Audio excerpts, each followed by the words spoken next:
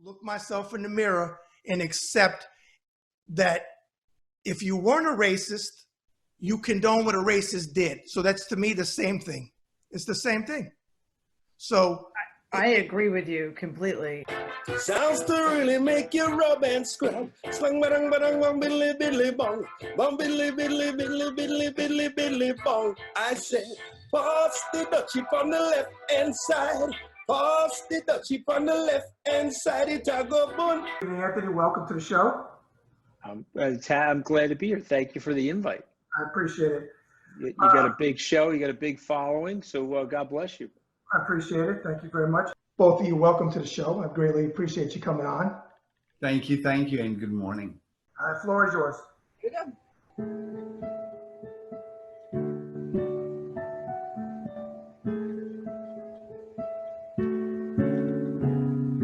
Whatever it is, it'll keep till the morning. Haven't we both got better things to do? Midnight blue. I'm on your side, I still care. I may have died, but I've gone nowhere. Just think of me, I'll be there. Just think of me, I'll be there. There you go. Bit rusty. Oh. You know what? I gotta tell you, usually I make my guests get a little emotional if I find something that touches them. You got me this time. So viewers, you're always telling me you got this one emotional. That got me emotional. I had to wipe my eyes. No. Since you told me you've seen some of the shows already, welcome, Johnny, of course. You know the running joke on my show is, because you're 6 hours ahead of me. Oh, yeah. I need the lottery numbers. But, What do you mean? These ones? Yeah, there you go. I love it. I'm one step ahead of you, man.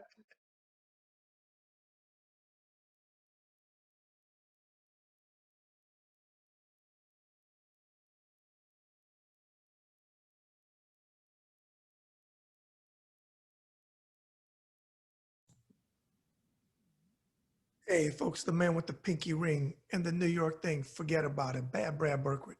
And you're watching another episode of the Bad Brad Berkwitt Show on the Ringside Report web TV channel. Now make sure you hit that button, whatever corner it's in, and subscribe.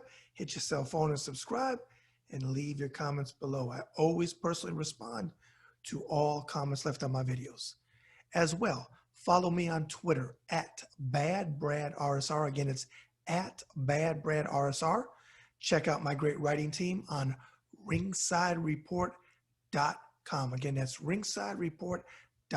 And finally, shout out to my BBB crew, hashtag BBB crew, all around the world who's joined me on my platform, who's put that hashtag in their profiles, because we together collectively are moving humanity forward. All right, folks. Well, today I got a special guest. He is a two-time Emmy winner of that prestigious award as well.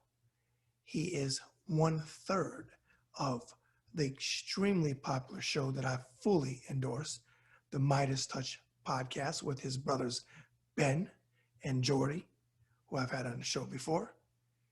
And he's what we call a mensch, just like his brothers. So without further ado, I welcome the one, the only, Brett Meiselas.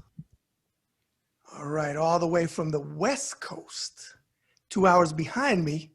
Was it one? It's 1:03 now there? It's 1:03, that's right. Okay. Now, Brett, I have to do the reverse. I'm going to have to give you stock tips and the lottery numbers because I'm 2 hours ahead in time. You got to let me know the lottery numbers so that I could get them a couple hours from now. Exactly. You're in the future. You're very futuristic right now. I'm in the future. So first of all, I want to welcome you to the show. I appreciate you coming on today. And I want to thank you for having me. I've been looking forward to this. I was jealous seeing Ben and Jordy on, and I was like, okay, I got to get on. I can't be the only one not on the show. Absolutely. Now, before we get into what I like to just call a conversation, I got an interesting text from one of your biggest fans, maybe your biggest fan. I'm going to have to hold this up a certain way because my lighting is Okay. making it go a little dim. Can you see this picture? It looks like me with my little dog Mochi, who's actually currently in the room with me right here. Okay, I got a text that said break a leg. Who said who did it? Who did it? Name names. I know. What's the dog's name? Her name's Mochi. She said it. She said Mochi. She got a yes. Mochi. Yes. Hey, Mochi. She's in the room with me, so if she's gonna lie to me, I'm gonna have to.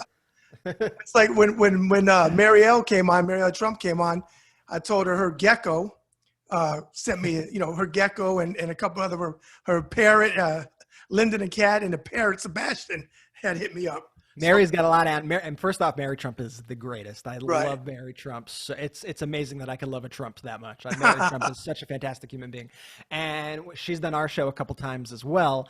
And both times, like the birds will land on her during the show, but I didn't quite notice it until the last time she was on the show while she was mid-sentence, and one of the birds ran on her arm, and all of a sudden you hear, like if you're listening to the podcast, you hear the wings flap, and then you see the bird land, and it was a very funny reaction and just surprised all of us. It was hilarious. I saw the clip. I told her that in the last show we did. That was hilarious.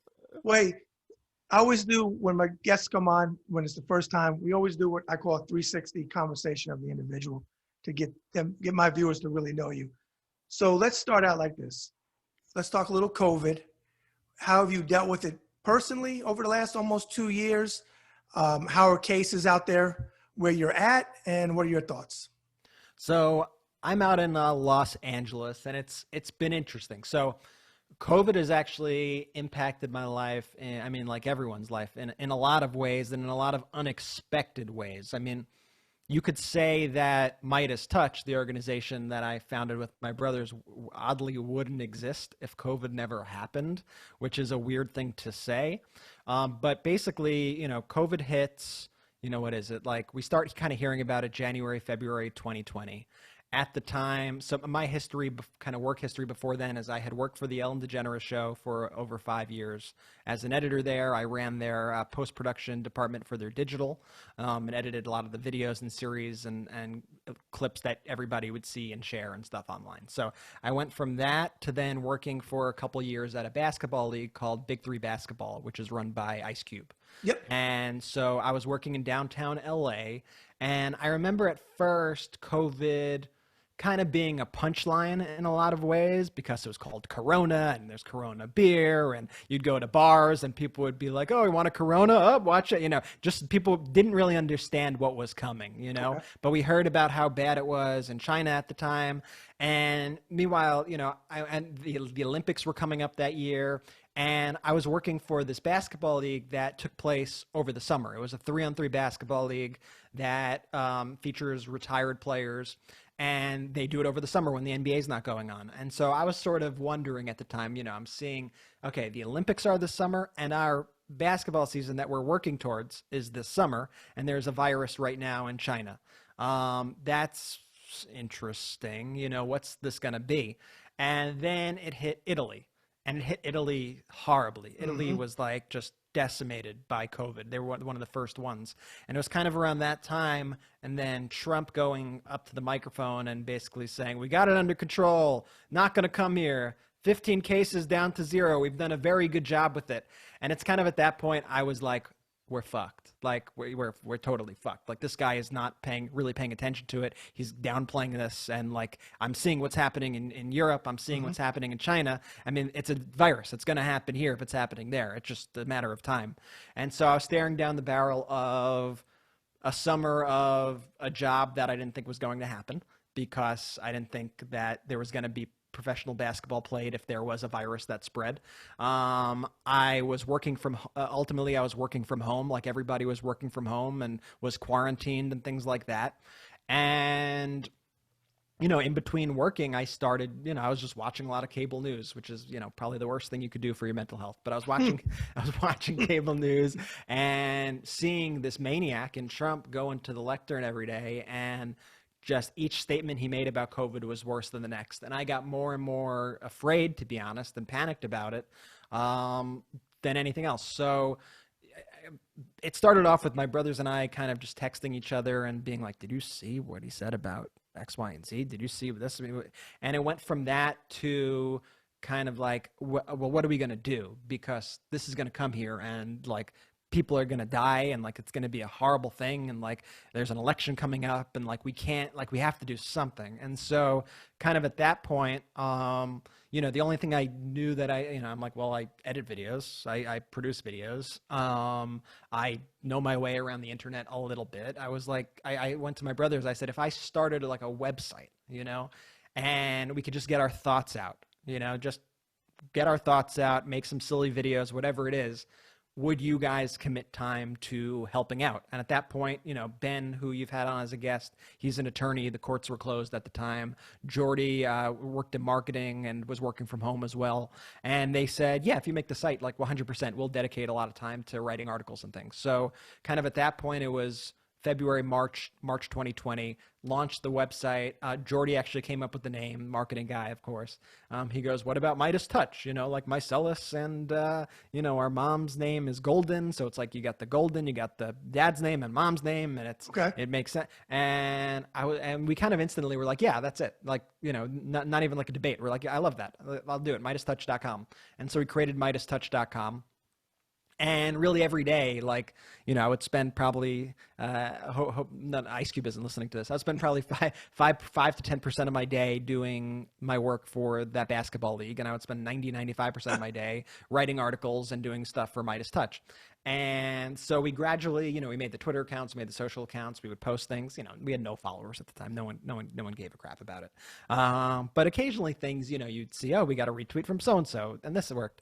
And then kind of a couple of weeks in, I made a video called "Are You Better Off?" featuring you know, Ronald Reagan's debate performance against Jimmy Carter. Are you better off than you were 4 years ago? And that video kind of pretty quickly went very viral. And so we kind of realized at the time, we're like, all right, well, we've been, you know, working very strongly on these articles and things, but this is the thing that is breaking through, you know, and so we got to do more of this. And so we kept doing the articles and the videos for a little while. But then we just, you know, every day or two, you know, release a video.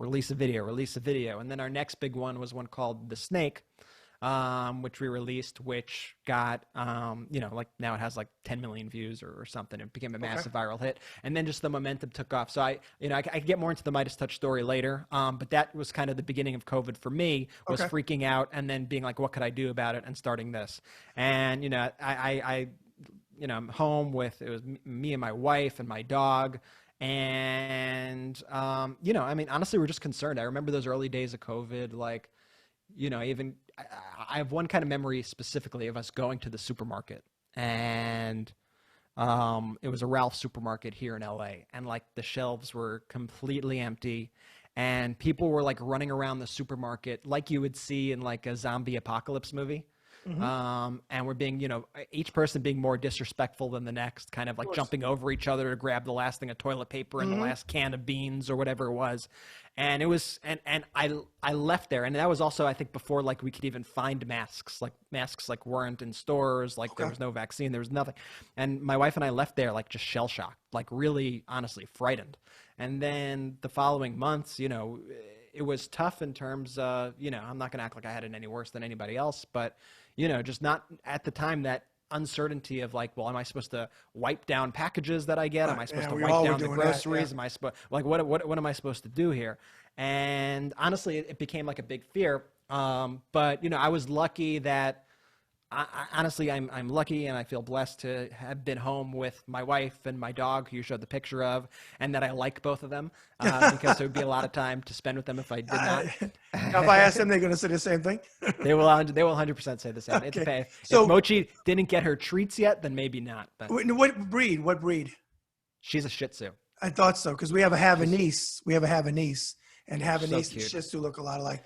Yeah, so we got her at a rescue spot. We did too. Here. Yep. Yeah, she's so cute. There was like we were like looking. We wanted a dog so badly, and we actually had the name before we had the dog. We were like, you know, it'd be a cute name. Mochi would be a really cute name for a dog. And Shih Tzus were never on our radar, but we went to a few different spots. We couldn't quite find a dog that we thought fit Mochi, who we envisioned Mochi was. And so we went to this random place near where we lived, and they had a bunch of sort of bigger dogs in the front, and we just on a whim asked, like, by any chance, do you have any like kind of smaller breeds here? And they said, well, we actually just brought in a new dog in the back if you want to see her. And we said, yeah, for sure. And we went back there, and it was Mochi. I have the video still. It's so cute. She was just in the cage, like just begging us to take her, And they basically said they had taken in her mother, and the mother immediately got very ill. And they got concerned when the mother got super ill. And what happened, though, was that it turned out the mother was pregnant. And so the mother had 2 puppies, and only 2 puppies, and it had 1 boy and 1 girl.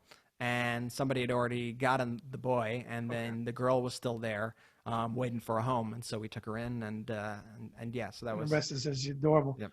So let me ask you this: current day, how are you doing with cases? I feel pretty good about it all now. Like, I live in Los Angeles.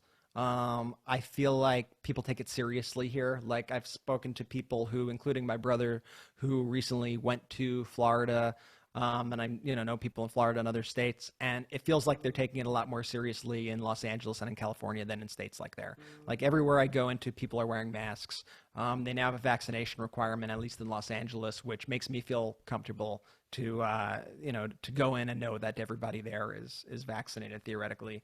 And I got the booster and stuff. So I feel good about it, now, being that I got the shots, I got the booster, I wear the mask when I'm out in crowded spaces, and I live in a city that respects the rules and things like that. Good. So I feel overall good about it. Like, I would say my wife is still more concerned about it, but my wife actually has to be around people a lot more than I do. Like, she still has to go into the office on occasion and things like that. Okay. And I have the benefit of kind of not having to do that. And honestly, like, to be honest, I'm sort of like a homebody in general. Like, I don't mind being home and stuff. So that part of it for me, like, wasn't a big deal. Like, to kind of just be alone and be with my wife and my dog and stuff. Like, I don't need to be at parties. I don't need to go to bar. Like, it's like a part of my life I always like forced myself into, to like have to like go out and like, we got to go to a club, we got to go to a bar, like screw it. Like, I'm just Okay.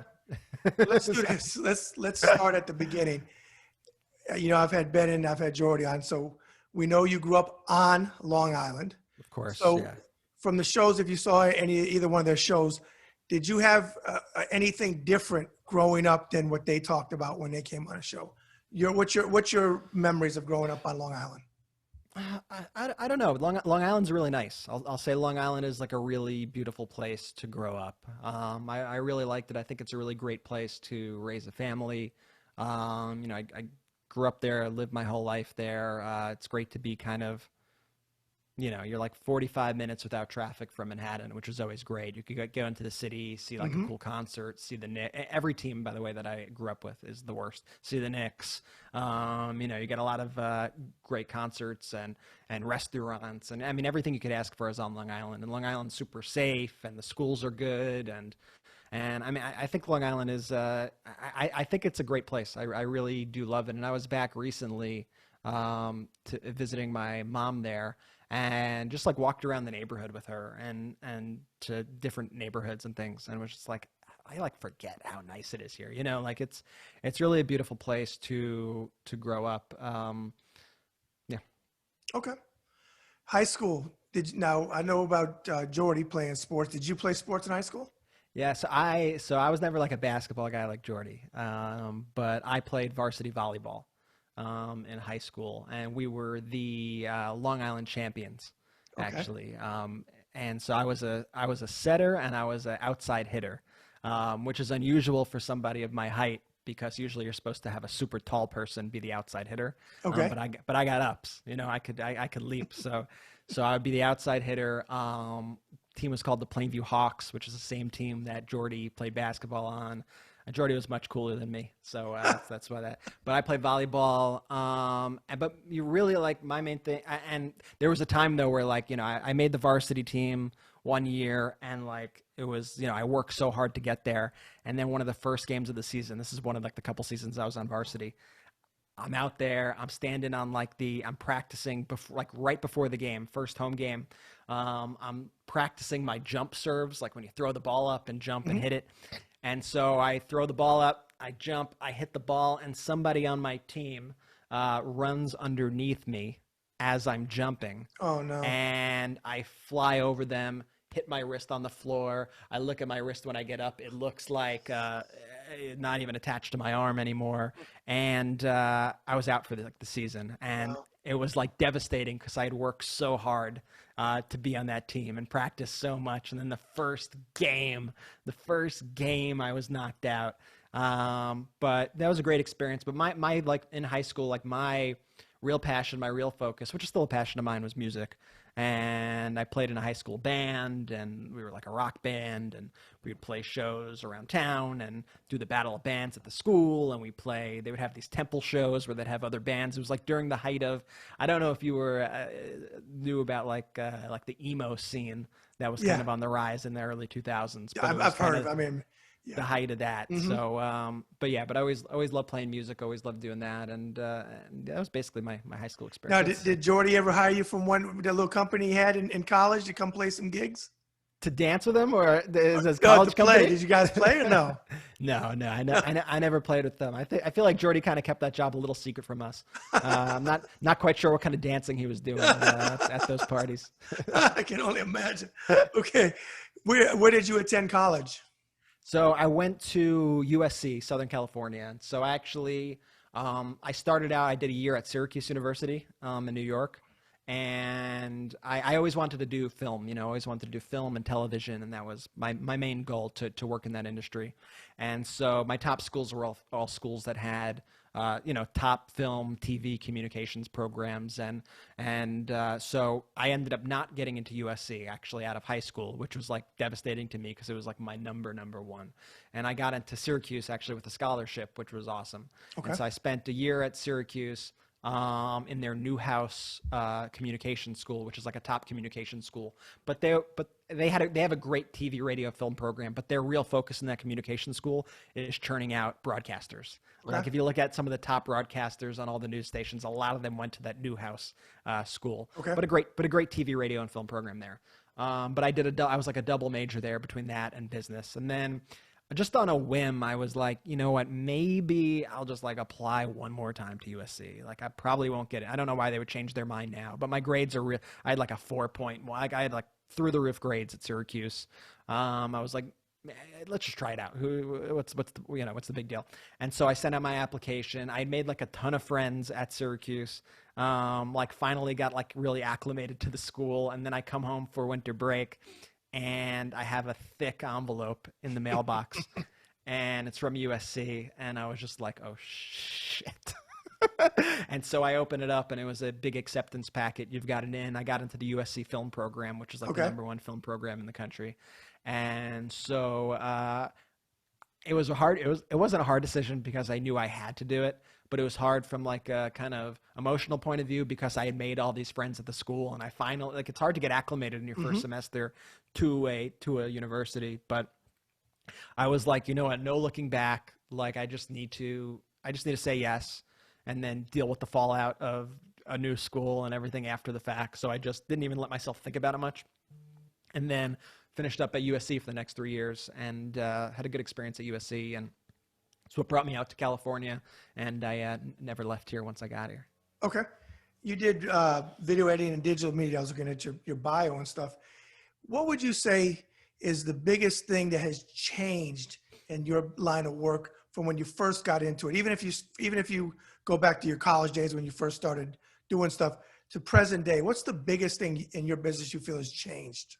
I think just like technology. Like it used to be, you have to shell out for so much equipment, and even if you had the top of the line computer or whatever it is, things would take so long to do simple tasks. And now it's like the things that you used to have to spend $1 million, like not $1 million, but I'm exaggerating obviously, but things you have to spend a ton of money on. Right, like you could do it on your iPhone now, and like the footage on your iPhone is just as good as other stuff that you have.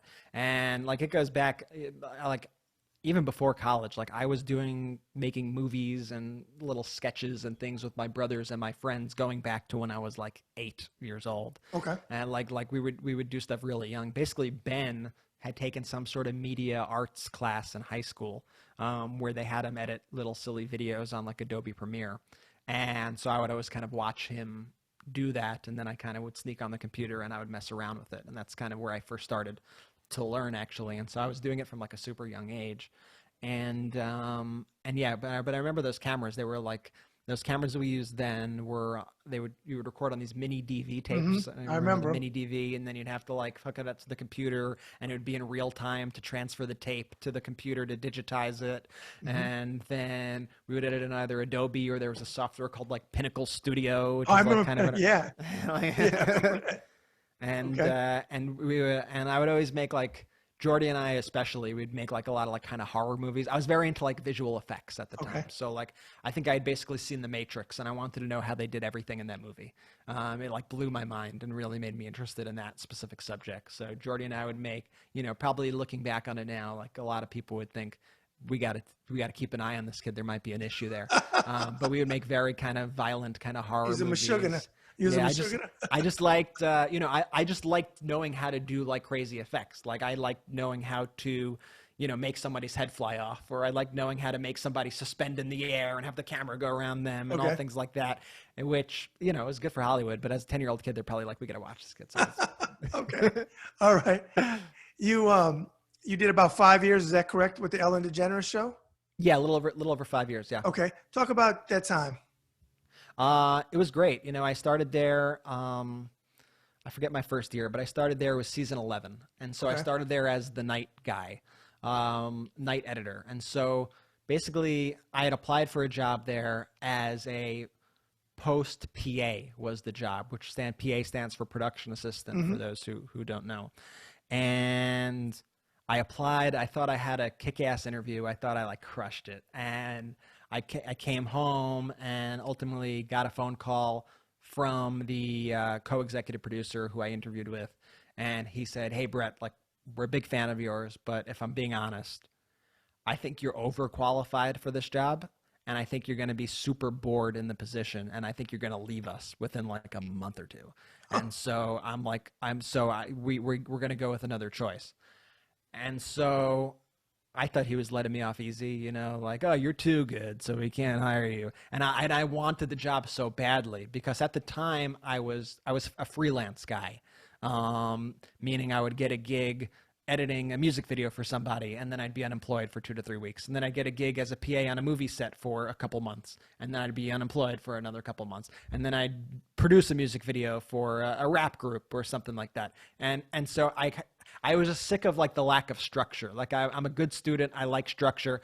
I was just like, I like producing music videos for people, and I like, editing projects for people, but A, there's not a lot of money in it, and B, like there's no structure, and I need structure in my life. Like I need a regiment. Like I need that. And I was always just like, if I could get on one of these TV shows, especially like a talk show that's like a year-round sort of gig, I know I could prove myself. I know I could crush it. Like I know if I had that opportunity, I could show them like what I'm good at. So they let me off. And I was like, oh shit. I recently gotten rejected from like a bunch of jobs. Like I had applied for a job at Disney Animation, and I'm not an animation guy, but it wasn't to be an animator. It was to oversee creative things. And I thought my interview with Disney went amazing. And they said, we're going in a different direction. And it was like one after the next, rejection. And the Ellen rejection was tough. And then the next day I get a phone call from a phone number, a Burbank phone number. That's where the Ellen DeGeneres studios are. And so I always, like, when I get phone numbers I didn't recognize, I'll often try to like type them in really quickly into my computer to see like if it shows up. And it came up, Warner Brothers Lot, Ellen DeGeneres show. I was like, that's weird. Why would they be calling me? Like they rejected me. What do they want? And so I pick up, and it's the co-executive producer, and he goes, "Brett, change of plans. How quickly can you get here?" I was like, "I'll come right now." What's going on? He goes, "A job just opened up that I think you'll be perfect for." And I said, "Okay, I'll see you soon." And Okay. I drove to the thing. And basically what had happened at the time was they had a night editor this is the person who was in charge of taking clips from the Ellen DeGeneres show that happened during the show, cutting them down, and then uploading it to their YouTube channels and to all the various social media platforms. And so they basically said that this person had, they left on, like, they had like a breakdown, basically. I'm not going to get too into it, but they wanted to quit the job immediately and didn't give 2 weeks, just they were out. Wow. And they were out of this position that was, a crucial position of theirs, but it was a night position, that worked like super late into the night. So, but I they said, you know, are you interested in this? I feel like this is, you know, more your speed and you can work your way up or whatever. I said, yeah, 100%. When do I start? You know, came in, you know, learned the job. They were able to convince that woman to stick around to kind of teach me what her job was for another week. And then I had this position where I would go into the Ellen show at around noon, 1 o'clock. I'd be there until about 2, 3 in the morning. Because the way their show works is they shoot the show. It's different throughout the years, but at that time they would shoot the show around 4 p.m. They would then edit the show after the fact, and the show would air the following day. And so they were shooting Thursday show on Wednesday, for example. But those clips from Thursday show, I would be editing Thursday at 1 in the morning, so that they would appear on people's YouTube feeds at 6 in the morning. So whenever you see those clips go up, and whenever you see a TikTok made, whenever you see a tweet from Fallon or Seth Meyers or whatever, know there are people behind that who are working really late and really hard to do that. Okay. And so was doing that for a while, and it was a good position, and I was happy to be there, but it was a lonely position because people would leave for the most part at around 7, 8, and I would be there until 2 in the morning on the Warner Brothers lot by myself. And I would go to my car. I would be the only car on the lot.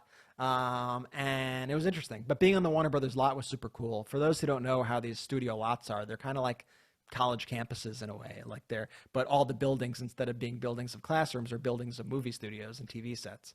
And so I would always walk around, and, you know, you see the set from Friends, and you see the set from all this, you know, iconic shows and things, and they have a gym, and they have basketball courts and all this stuff.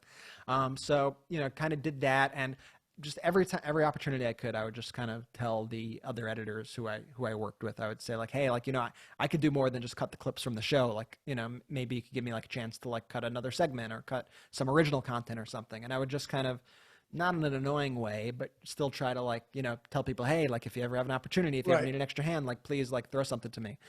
And at the time, this digital department at the Ellen show was probably 5 people, including me.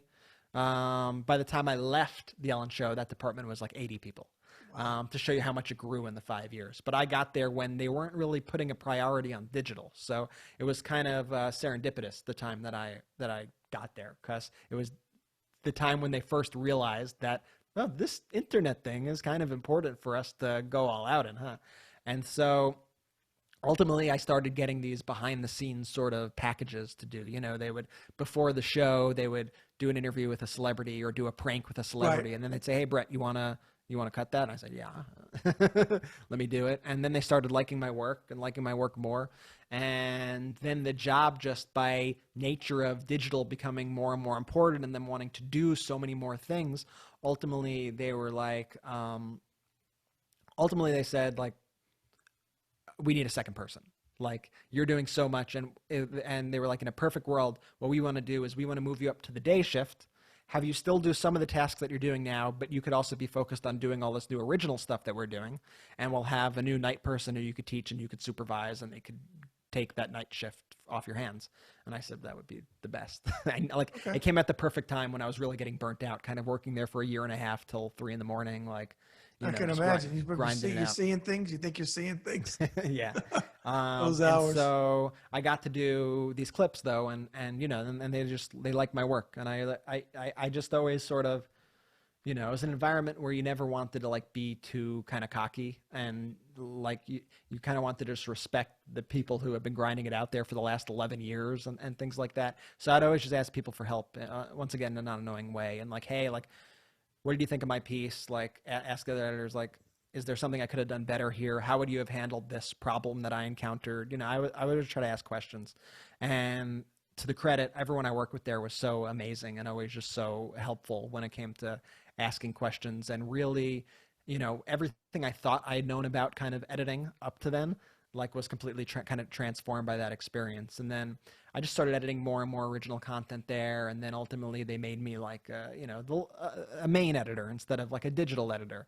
And then they made me the head editor. And ultimately, by the time I left, they made me the head editor of the digital department, and then they made me like the post-production supervisor of the digital department, overseeing a team of now I was overseeing a team of 4 or 5 other editors, and we had this whole Ellen digital thing mapped out. And so it really just grew kind of naturally, and they just liked my work, and they knew that if they came to me with, you know, 20 hours worth of footage and they needed a 5-minute package edited by 2 days from now or by even the next afternoon or whatever, they knew that I was a guy who they could come to and they could count on it being a product that was in line with the show, because that show, it has a very specific vision. And it was established over the course of 11 years. And it was very important to them that you understand the vision of the show, you know, and don't kind of try to do your own thing, because Ellen has a very strong, you know, sense of what she wanted that show to be, and everything, you know, ultimately flows through her. And so, you know, a lot of listening, a lot of learning, and yeah, so then I left after like 5.5 years, just because I sort of thought I reached my peak there. I kind of looked at the landscape of where the show was heading, where my position was in the show, and I kind of thought, okay, well, I think I don't think there's anywhere more higher for me to go here. And I would still like to try it out in the film world and things like that. So ultimately, I found an opportunity to work for Ice Cube's basketball league, the Big Three.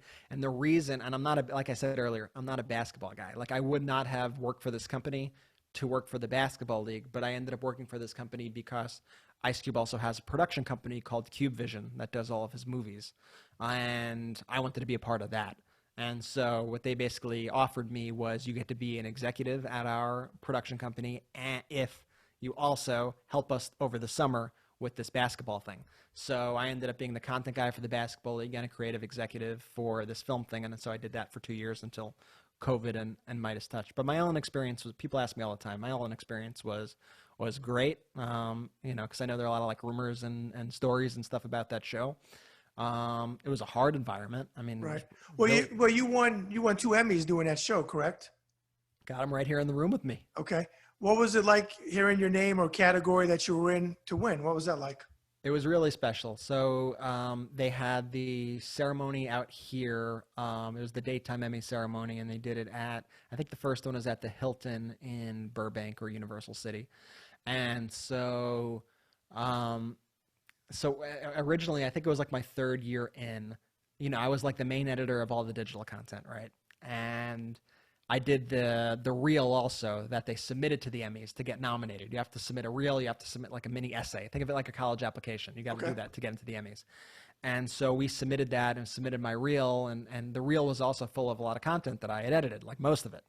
And that first year, they did not put me on the nominees list, but they put like everyone else from my department, because I think they thought like, you know, I hadn't paid my dues yet at the show, despite the fact that the content in there that they were running on was yours. A lot of stuff that I did. And so I was pretty upset at that point. I was like, I don't understand. Like, I'm the editor behind all this content. Like, why?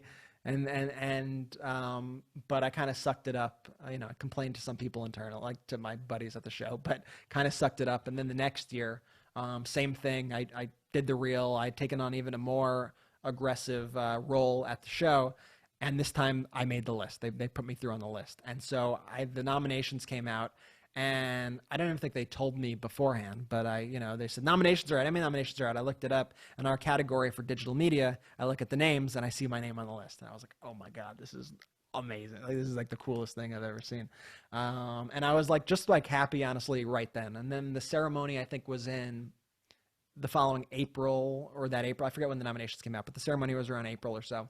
And so my wife came with me. They do the whole ceremony.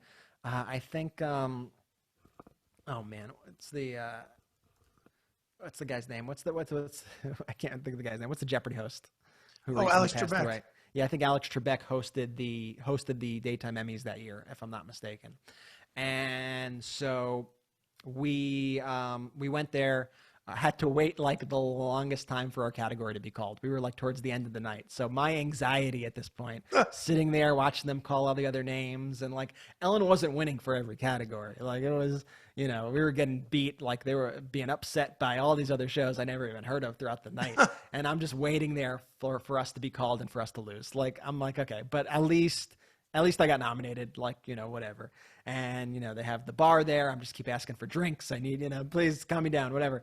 And so finally they get to our category and they call it and they say, and the winner for the digital category is the Ellen DeGeneres show. And like, I have it on video somewhere, but like, you know, I freaked out, like, you know, super cool. We went up, the head of our department gave the speech, and because it was my first time and the other people had all won the previous year, you get to walk home with one of the awards that night. And then they actually send the other awards to the rest of the people who are nominated following that. But one person gets to walk home with the awards. And what was super cool was my department immediately said, Brett gets it, and they handed it to me. And so I got to go home with the actual one that they handed out that night. That's which very was super cool. special. And then we won the following year also, which was fantastic. Awesome. Fantastic. That's a heck of an honor. MeidasTouch, you talked about it a little bit, but what I want to do is I want to ask you a question in a little bit different direction. I tell people there's a lot of work that goes into when we do these shows. Now, you guys do, you know, a lot of different things. Even when I'm doing, you know, the research, even, you know, interviewing, thinking of questions, scheduling, all that stuff. People think we're just going back and forth. You work hard on this show. Like, you know, there's, you know, oh, it's just because they see the end product. So what I would like you to do is, Brett, take my viewers through putting together from you, even if it's saying what Ben and Jordy do, but take them through what you do to put a show together from start to finish. A podcast, the video, or just your podcast show. So the podcast show, typically what happens is, so it's Wednesday today, for example, that we're recording this, and we do our podcast Thursday nights. So what the typical workflow is kind of Wednesday, Thursday morning, we're all in a chat room on our phones together, specifically sending each other news that we think is important to talk about, or stories that we think are relevant or funny or whatever to speak about during the show. And so we'll all send that, and we'll give like little notes on them in our chat room. And then basically, because Jordy is living in the future, Jordy's kind of our de facto kind of producer of the show in many ways. And we'll now wake up, and Jordy will have already worked in the morning before we even wake up, putting together an outline based on the stories that we sent him. Then we'll go over the outline, we'll refine the outline, we'll try to break it up into categories so it's not just like a messy list of a bunch of random things. And, you know, Jordy also books the guests for the show. So, and those are usually, the guests are actually the first things that we usually record of the show. Okay. And the secret is that we broadcast the show live, but it's like Ellen live. We record it a few hours before, to give us time to make sure that we have flexibility to get our guests and could correct any errors that may happen along the way, deal with internet outages or whatever problems happen, which always happen. And so we develop this outline, we refine the outline to a certain point. They're honestly usually pretty long, these outlines, and then we just get into it. And then sometimes we deviate from the outline, sometimes we don't, but we record the show, we do our interview with the guests. The shows are always pretty much kind of as we do them, but occasionally we'll, you know, fix some things here, or we'll add clips in or things like that to you know, to make the show feel a little bit more like a TV show. And then we, you know, I edit the show, like I grind to edit the show. Like it's not easy to edit an hour plus show in a couple hours. But that's from my own experience. You know, I had to turn around things super quickly because it had to air on the show they were recording at 4 p.m. And so I had to just not zone in and just do it and not even like think about anything else. And so do that. And then, you know, you upload the show for the live broadcasts across all the platforms. And then it's, you know, watching the live broadcast with all the rest of the crew, the Meidas Mighty, responding to people's questions, staying engaged with all of our fans and followers. And then after the show, it's, okay, now that show aired, what moments do you think hit the hardest? What do you think would make the best clip? Yep. Oh, it was great when Mary Trump said this about Donald Jr. Oh, it was great when, you know, so-and-so said whatever. And so then I'll then edit the social clips, which we'll start preparing and figuring out the right language for that. And I mean, the podcast days are hard days for me. Like I mean, honestly, every day though, at this point, I'm kind of waking up. I get to work a little later than I used to, which is more like 8, 9 o'clock rather than like, you know, 6, 7 o'clock, but I'll work until like 10:30 at night, 11 at night. And even when I'm in bed, I'm still like on my phone, like trying to figure stuff out. So those are basically the podcast days. I love doing the podcast, and now of course we have a whole like network of other podcasts as well, which we're adding, and we're lucky we brought on some freelancers to help us edit some of those other shows, and Jordy helps also upload some of those other shows like the Politics Girl podcast and our Kremlin File and all that stuff, and so it's a lot of work. It's No doubt. It's No definitely doubt. a lot of work, and it keeps them busy. Absolutely. Guests, you talked about guests. Have you had on a guest that either surprised you what they said because you didn't know it was coming, or the way they laid it out and how they said it, out of all the guests you've had on to date? It's a really interesting question, actually. I think a guest like Michael Cohen always surprises me because he'll come up with these like New York phrases that, and like insults that like just total, like all of our guests are very respectful with us, and Michael Cohen will just insult that, like he's like an insult comic in like a nice friendly New Like York Don way Rickles. because he knows we could take it, but I'm always not prepared for it because most of our guests are just like, oh, it's so great to be on the show, thanks for having me, and Cohen will be like, what are you idiots doing? and Scaramucci was actually like that also. I think it was our first time ever speaking to Scaramucci, and we had him on the show, and our Zoom pops up before we're even recording, and he goes, oh, you're the fucking lunatics who I keep hearing about. And so they were definitely funny. Mary Trump is always, as I said earlier, always an incredible guest, and I would say those people. Okay. All right. Yeah, that's the same thing for me. I get asked this question. Mary and Anthony are always my I've got a lot of guest favorites for different reasons, but Mary and Anthony always bring it, especially Anthony. He's been on several times. On top of all the stuff you do with the network, with the Midas Network, do you have another 9-to-5 job, or are you doing just this all full time? This is me now full time. Okay. So Jordy and I have taken on Midas full time. We dedicate our lives to this and really work 7 days a week on Midas. Okay. Like I said, I'm from the second I wake up to the second I go to bed, I'm working on MeidasTouch, and so is Jordy. And Ben is the one who still has his, if you even call it a 9-to-5, Ben has like 100 different jobs, including his law job and then his business stuff with Kaepernick and everything else he does. I don't even Which know I how he just mentioned Kaepernick. I just saw Deb and I watched Kaepernick thing on Netflix. Fucking Fantastic. incredible. Yeah, really, I really, mean, just really good. absolutely amazing. Absolutely amazing. And Ben started with Cap, before people respected Cap. Right. And obviously he's still a controversial figure, but he didn't have anywhere near the support he has today from even our side back then. No. Um, No. It's good to see. So I got to ask you, who landed which brother landed the Adam and Eve sponsor ad? We have a great advertising representatives who work with us and an agency who works with us. So who picked Jordy to be the one? I mean, who else would it be, right? who else would it be? And Jordy, he's a little too good at the ads, I think. But it's become a fan favorite of the show. Absolutely. Okay. Jordy. I think it's the only show where people call for the ad reads. They're like, we need a Jordy ad read of Adam and Eve. I've never heard of such a thing. I'm telling you, it's hilarious. So, question I asked both Ben and Jordy, and I want to ask you the same question. In your own words, as their brother, I know you're the middle brother, correct? It's Jordy, you, and then Ben, correct? What would you say from the heart about your brothers? I would say, I'll start with Jordy. I would say Jordy is like a really kind, caring person with like a ton of empathy. Maybe even like too much empathy. Like Jordy really cares about people, and I think that's a really special quality to have.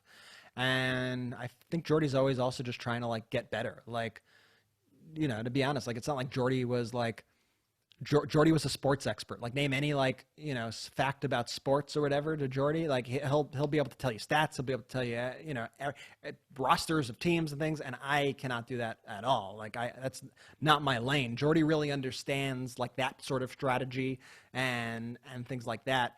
But MeidasTouch for Jordy, I think he was never like a super political guy. He doesn't know politics on that level. But Jordy has worked incredibly hard and has done such a good job because he cares and he wants to be the best at it. Mm-hmm. And so he has really taken a lot of initiative in really spearheading really a lot of our stuff, like so much relies on Jordy now at the organization.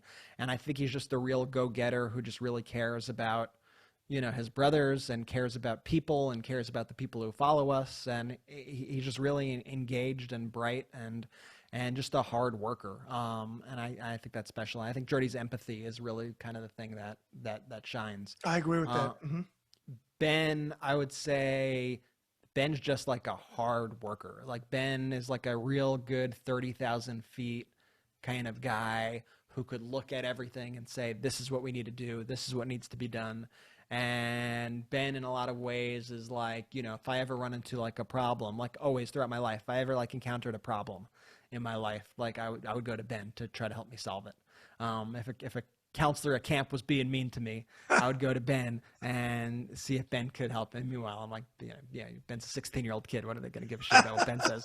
But to me, Ben was like the guy who could solve anything, Okay. And he's that way with MeidasTouch also. So if there's ever any problems we have, if I write an ad or something that I want to do for Meidas and I share it with the brothers, Ben's the guy who I know he could take it and like whittle down that ball of clay. I might be a little too verbose. I might be a little wordy. I might include a lot of things that are necessary, and Ben could whittle it down to exactly what it needs to be for the thing. So, and yeah, Ben's just, Ben's very, very talented at that. He's very good at like just seeing the vision and accomplishing that, and he's just super high level, just incredibly smart and brilliant when it comes to these things. Can't use technology for shit, but can't at some point he lost that skill, even though he used to be good at it. But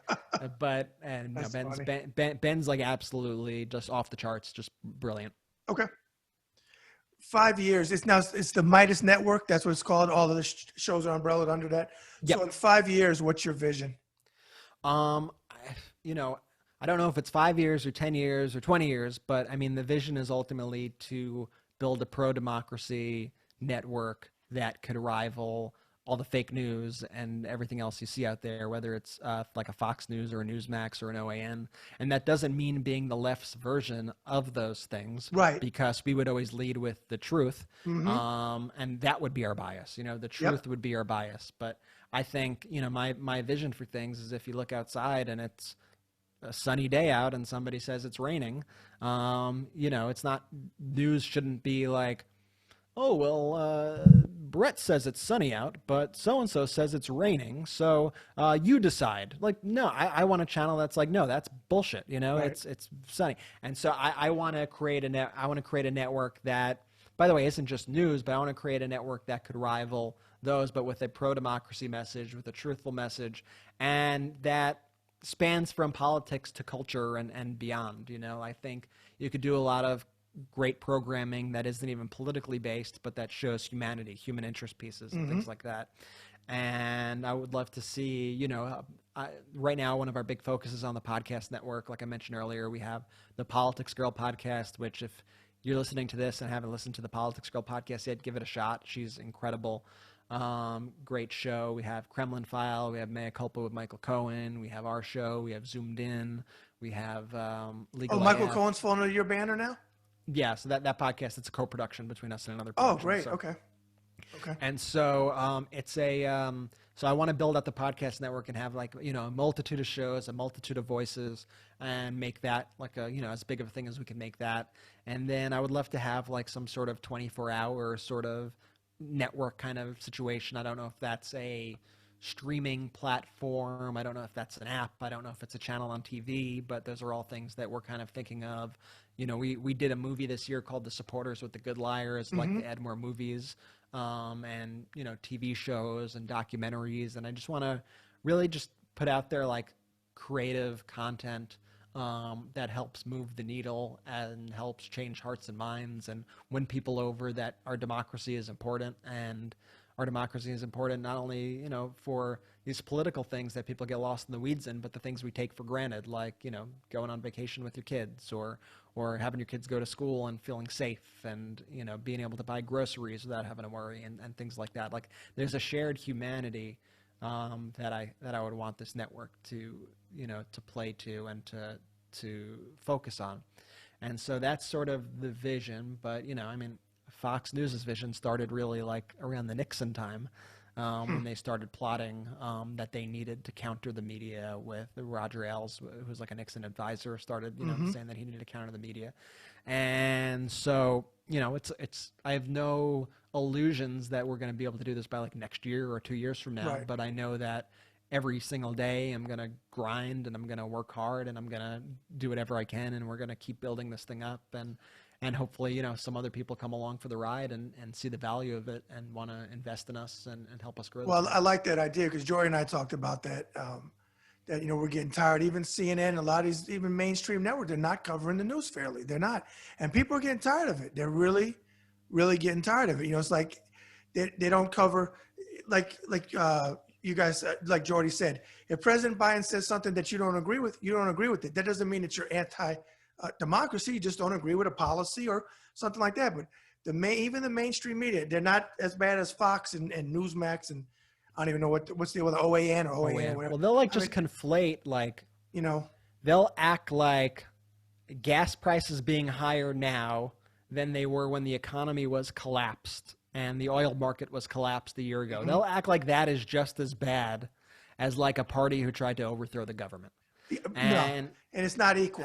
No. And it's not even close. Right. And so I think there was a great article, analysis piece in the Washington Post by Dana Milbank a couple of weeks ago that talked about the media bias against Biden. And I hate complaining about the media because, who likes hearing complaints about the media? But they make it hard to not complain about them these days. But one of the things that he said, and I'm paraphrasing here, was something to the effect of, I don't want the media to be liberal or conservative. I don't want them to be partisans for the Democratic Party or the Republican Party, but I want them to be partisans for democracy. And I think as the free press, you have to understand your role in the free press. Part of that is preserving democracy, because if democracy slips away, the free press is going to be the first thing to go. Right. And so I think it's important that they are stewards of democracy and that they decide on what to cover and lead their stories with that in mind.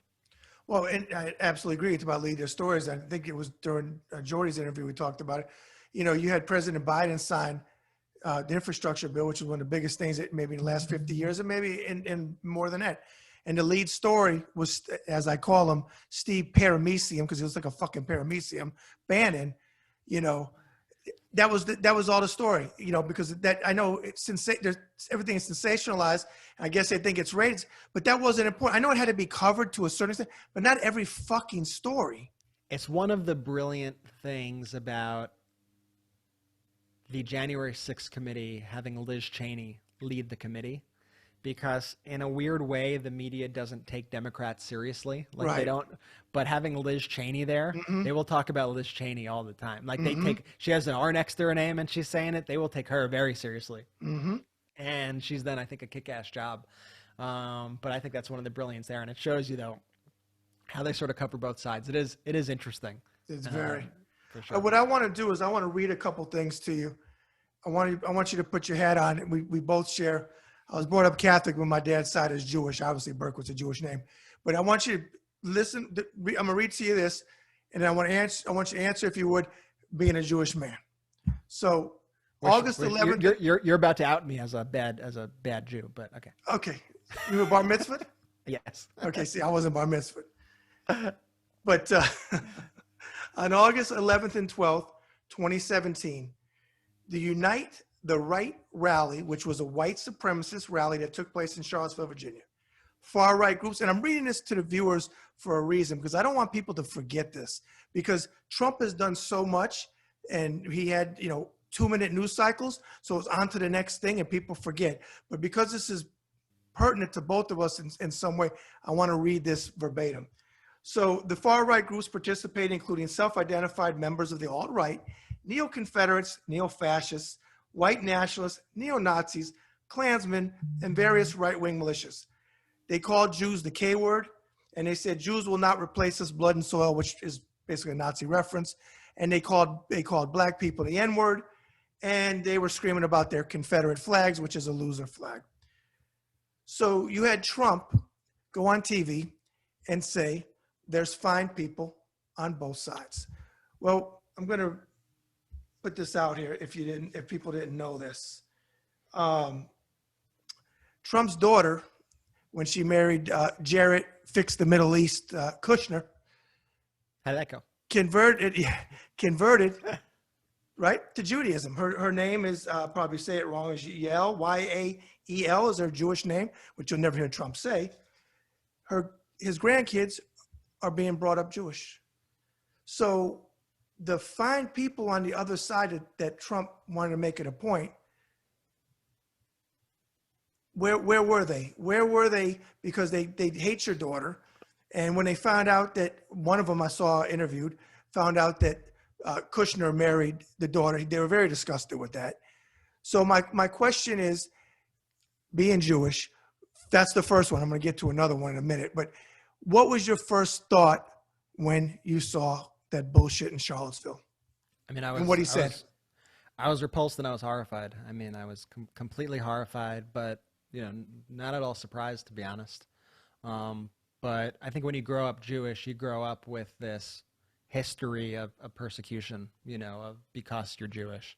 And, every year, basically every holiday is about reliving that persecution, whether it's Passover or whatnot, just retelling the stories of persecution and of, being enslaved and things like that. And, the rise of Hitler and all that is so ingrained at you at an early age. And you kind of never imagine that you would see that in America. And when you see that imagery, when you see swastikas, when you see that hatred, when you see this whole Jews will not replace us, it's horrifying. It's both horrifying and scary, while at the same time it's hard to be surprised because, Jews are a group who are blamed for many problems of the world, and that's kind of how it's been for a while, and I guess that's how it will always be to some extent. So it's hard to be surprised, nonetheless, incredibly horrifying.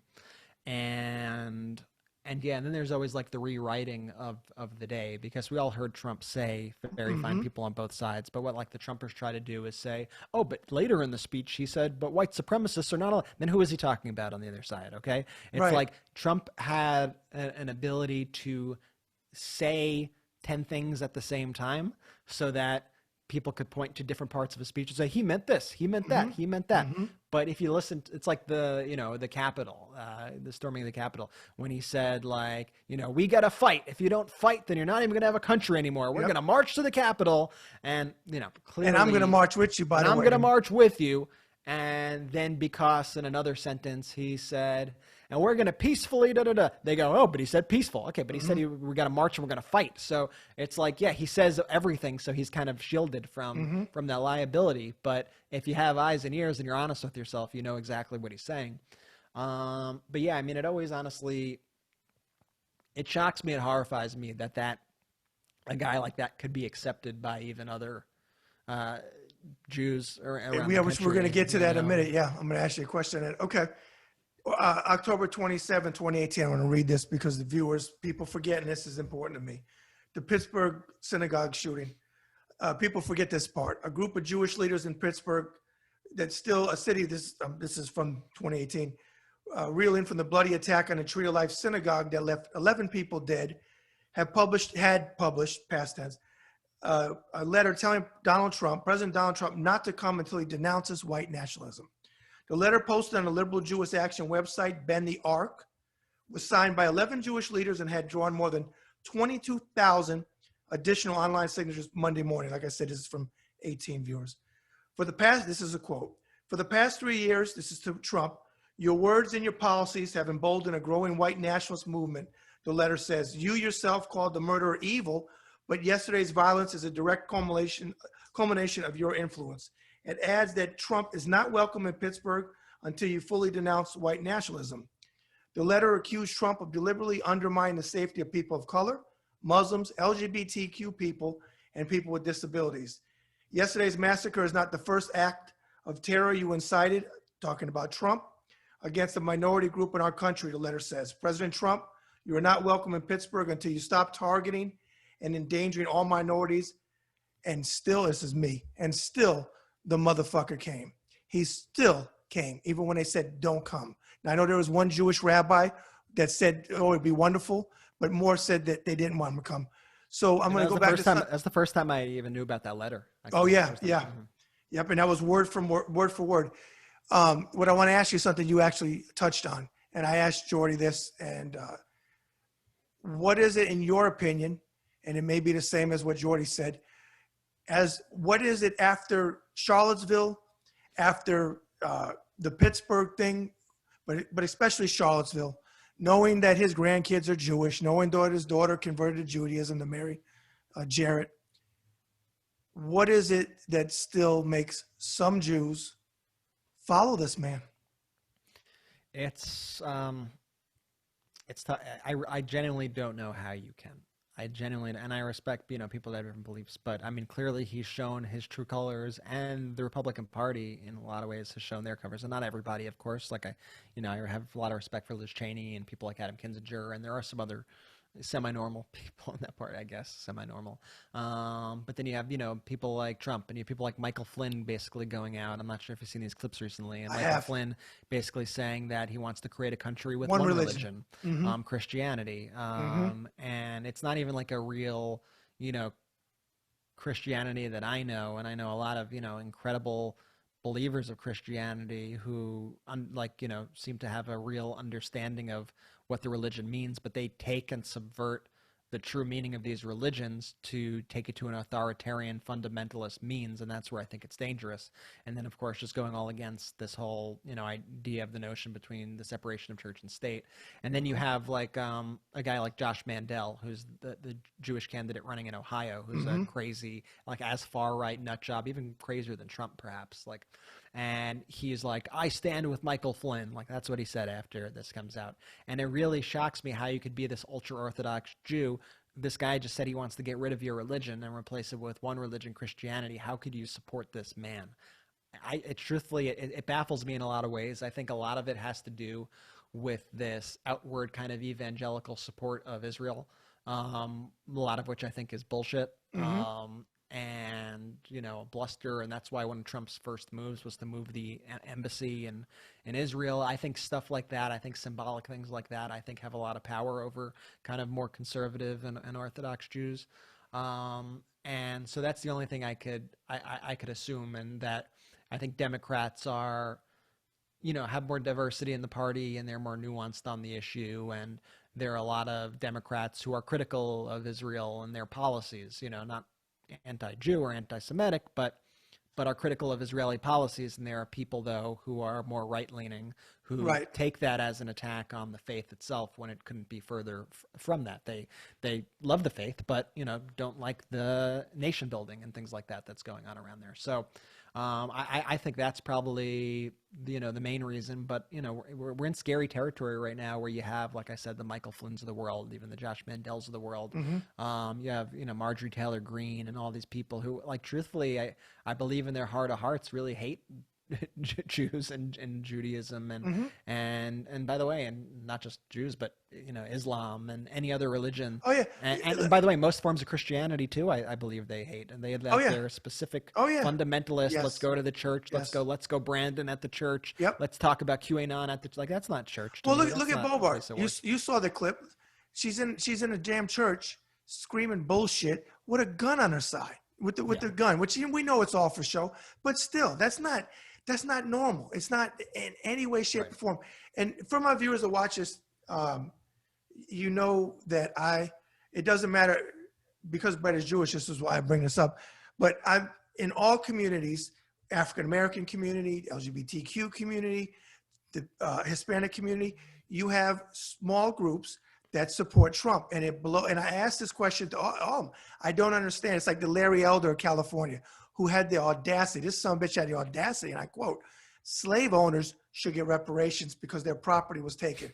Now, of course, we know he said that to play to that hatred base, but the fact that he is African-American and to say that, Herschel Walker and his obnoxious, I'm going to go there, his obnoxious motherfucking son, who drives me nuts. I know he's doing it for attention, and he's getting it because, look, I'm mentioning him. But you know what? He's still obnoxious, and he's obnoxious like the Trump kids. But that's like their thing, their shtick. They double down on insanity because that's what their cult likes. They That's love what it. It's like red it's bait. shtick. It's Shtick. shtick. Yeah, It's it's shtick. shtick. It's and I think a lot of it. I think there are some true believers, but I think a lot of these people know that the crazier they talk, the crazier shit they do. Yep. Like they know that it will cause them to trend on Twitter. They Yep. know it will result in a backlash of angry comments, and then Yep. they'll say the liberals are out to get to me. Donate to me now, and then Yep. they'll raise $100,000, and that's why they do it. I think it's pretty clear. And then you see these mega churches, which Mm-hmm. you saw the Joel Osteen church, which had literally money that they found in the walls. Yeah, in the wall. Yeah. Like I mean, at the end of the day, I think it comes down to two things: that people are willing to sacrifice their values, they're willing to sacrifice their culture over two things, and it's money and it's power. And I think that's who the GOP caters to. They cater to money and power, and they cater to people who envision themselves as in the future being people who have money and have power. Okay. And so, I mean, that's sort of how I see things. But I mean, I to agree me, with it's that. like, I mean, I would say the one thing I'm like intolerant towards is intolerance. Like, I really just like, I just can't even wrap my mind around it. I can't wrap my mind around wanting to, even like all this critical race theory bullshit. Like I can't wrap my mind around like of somebody wanting to like ban a book that teaches about slavery in school. Right. Like I can't insanity. imagine, it's baffling. Or when there was the Texas legislator who said that they were upset because they weren't teaching like the Nazi side of the Holocaust. Mm-hmm. Yeah. I know. No, I know. You said we use a nice Yiddish word, verklempt. I get verklempt. I don't even know what the fuck to say. It's like you just, and the thing is, like I tell Debbie all the time, it doesn't stop. It's like every fucking day. It's like, who can be the bigger douchebag? Green, Bobart, Gates, Jim Jordan. There's definitely a competition, right? Yeah, it's like a round robin. And social media just, Oh yeah, and it the worst, sends it out. I want to give you two talking points, and I want to get your opinion. Could you see the country having a civil war, not for slavery, but basically ideology over what I call good versus evil? I mean, that's really what it boils down to me. Could you see it happening? Unfortunately, yeah, I could. I mean, Yeah, I could. me too. I could. I mean, yeah, for sure. I mean, I don't talk about that a lot, but I don't see why I couldn't. I mean, Yeah, and it's not a conspiracy happens. theory. It's not. I'm not a conspiracy theory guy. Make it happen. I could see it happening. I mean, I think a lot of people think America is like we're above fascism. We'll never be like that. We're above this or whatever. But like, we're a young country. We're a young country, and a lot of countries who, I mean, a lot of countries have just been through this shit before, and we haven't. I mean, obviously we've been through a civil war, but it's like when I speak to people who grew up in the UK and Europe, they're always like, we live with that memory of bombs hitting our buildings every day. We understand when Hitler tried to take over our country, like we lived through that, or we lived under Mussolini, or like we understand what that means. And Americans don't really understand what that means and don't think it's possible here in many respects. I mean, I'm sure a lot of the people listening to us right now do, but I'm saying the average American who isn't as engaged and is just out and worried about their families or whatever, I don't think they totally get it. And I think it's entirely possible. And, I think one of the triggers that I could think is, say like something actually were to happen to like a Trump. Say justice is served and they do like arrest, indict and arrest Trump. Maybe that's like a moment that could be, I feel like I feel like we're in like a bit of a powder keg moment right now. Well, Brett, yeah, and I'll piggyback off of what you just said. That could do it, because I literally just said this over lunch. He's going to say, they'll find him smoking gun in his hand, guilty of sin. And he'll say, like he always does, I didn't do it. It's not true. People are saying, I shoved the light up my ass, so I know it wasn't me. Whatever cockamamie story he's got. And those people will say, he didn't do it. He said he didn't do it. Look at the election. He'll send them. He said the election was stolen. Okay. He said it. Then people went along with what he said. Because anything he says is, they always say Jim Jones. I remind people Jim Jones he used religion, which is a powerful tool. But he used religion to dupe these people, and they drank Kool-Aid, and so on. Trump uses hatred and fear. And I know those are powerful tools, but he really isn't giving his cult anything, especially the poor ones that his favorite, he says, I love the uneducated people. He especially could care less about these people that he claims about. cares about it. He plays to their worst impulses like a Yes. drug, like it's heroin. Like Right. he injects this hate and this vitriol into their veins, and that's kind of the lesson that that Fox News and Newsmax and OAN and all these other GOP politicians have learned from Trump. Their takeaway was, oh, we got to do that too. How could we rile them up? How could we make them hate the other side? Yep. Oh, we used to call Democrats socialists. Now let's call them evil communists. Now Right. let's say they're going to kill your kids and your babies. Now let's say they're going to do it. I mean, they've quadrupled down on it, over the past They years doubled instead down. of learning the correct lessons from it. Other talking point, you kind of mentioned it. Do you think anything is going to stick to Trump? Two-part question. Do you think anything's going to stick to Trump? And if they can't get him sent to prison, do you think they're going to render him unable to run for president in 2024?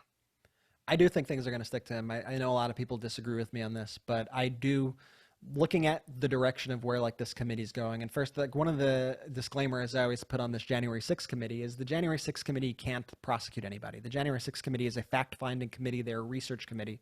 They're getting all the information, and obviously they have a ton of information that they're just starting to kind of share with us, like the text messages we saw from Meadows and things like that. But I think the direction that lawmakers are heading in that committee, like with like Liz Cheney, I think when we saw her speak about the text messages, she used very specific legalese in reading those text messages that referenced a specific statute in the United States Constitution. And so I think when you see her doing that, it's very deliberate. She said the words on multiple occasions, the specific legal definition of this.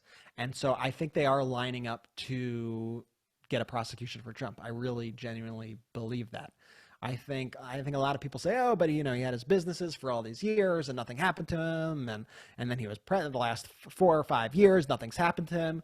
I think like the business stuff, I just don't think he was, he wasn't like destroying the country. So I don't think, and he cut a lot of deals with a lot of people over the years and was smart in how he played it. So, and then over the past few years, I mean, he had control of the Justice Department. He wielded the Justice Department like it was his personal attorney. And so even during like the Mueller report and things like that, I was always interested in it, but I was never under the illusion during the Mueller report that, oh, this is where we're going to get Trump and he's going to be arrested and prosecuted. Like I was under no illusion that was going to happen then. Okay. So people say, what about Mueller? What about Mueller? I was like, yeah, well, I didn't think anything was going to happen with Mueller because he had Jeff Sessions and Bill Barr and all these people protecting him at the time. But now I think he's a private citizen. I think he's a year removed from office. I think these investigations do take a long time. I think Watergate took 2 years or a little over 2 years. And this, I think, is much broader in scope than that. But I think all the information that we're getting, I think the wording of the lawmakers, I think the progression we're seeing with how they're charging the insurrectionists from January 6th very much shows progression of them working their way up. We've seen a lot of light sentences for people who they viewed as more as trespassers. Now we're starting to see more like 2+ year sentences for people who were more intimately involved. And I think we're going to keep seeing those sentences increase and increase. And now they're showing a clear kind of line of organization between different groups and the text messages and Trump's intent and things like that. I think they're lining up for prosecutions there. And I think like New York, I think is coming for him in a big way. I think, the fight over, his loans and how he's been, evaluating his loans and the discrepancies His there. real estate, yeah. And the people who kind of know the most about it, whether we talk to Michael Cohen or other people like that in the orbit or people like, they all kind of also believe that something will happen. So I believe that he will be indicted. Then he won't be able to run. Okay, so that answers the second part of the question. Yeah, like what will happen after he's indicted? I don't know. Will he be arrested? I don't know. Will he go to jail? Will he be able to delay? Like, I don't know what happens past then, but I believe there will be indictments, and I believe there will be state indictments and there will be federal indictments. And I would think that would render him unable to run. I would hope. Truthfully, I don't know the rules. But I do think that will happen, and we could check back in like a year from now and see if there's any progress there. But I don't think it's going to happen in the next month. I don't think it's going to happen in the next 4 or 5 months. But I think it'll be interesting when we see the committee conclude. And by the way, I think the committee will conclude prior to 2022 because they are going to be uncertain if Democrats are going to win the House. They know that they're going to have to wrap up before Republicans, if Republicans even have the chance of coming in.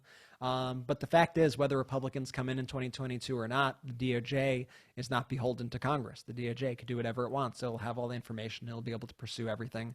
I know people are angry with Garland for a lot of things and think he's not moving quick enough. I share a lot of those concerns, to be honest. But at the same time, I understand that if you're gunning for, someone who's one of the most powerful people in the world, you better not miss. Okay. And so we will see. I hope I'm right. I hope you're right too. But because I'm getting to the point where I don't think anything's going to stick. But I want to be wrong. All right. Before we segue into the second part of the conversation, as you know, I had Ben on and he rapped. We had Jordy on and he sang one line of a Spice Girls song. Jordy sang? Yeah, he had one little line he did of a Spice Girls song. And because that was one of his favorites when he was a kid, he said. So you are gonna, Jordy has the funniest taste. We were talking on our show the other day. Jordy's favorite show when he was like 8 years old was Sex and the City.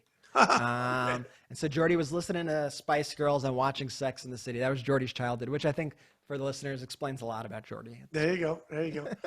So with that said, you are gonna do a world exclusive. You're gonna play something on guitar. I'll play a few things for you. I'll play a few little riffs. So cool. Let me turn on my amplifier for you. Okay. So basically, as I was saying earlier in the interview, I was in a band in high school. I got a guitar when I was probably like 10 or 11. Been playing a lot. Used to lessons, the whole thing, like play all the time. Honestly, over the last few years, haven't played all that much just because I've been so busy with Meidas and been so busy just like working and the daily grind of life and things like that.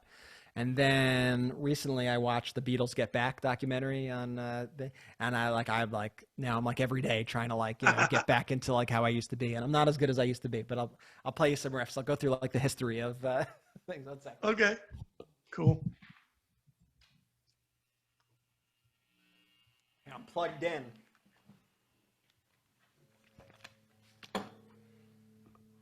World exclusive. What did Ben rap? It's all about the Benjamins? Yep. That's right. Could you hear the guitar? Yeah. All right. So I'll take you through some of the years of Brett. How about that? I'll take you through some of the years. Because I got the guitar. When I got the guitar, I was a big like pop punk fan, big fan of Blink-182.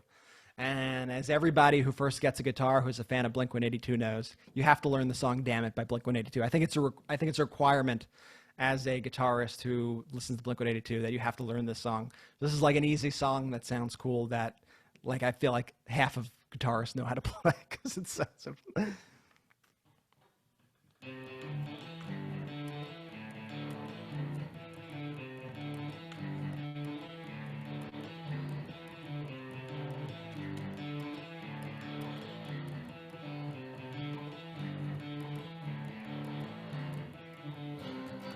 And then it just goes to this riff.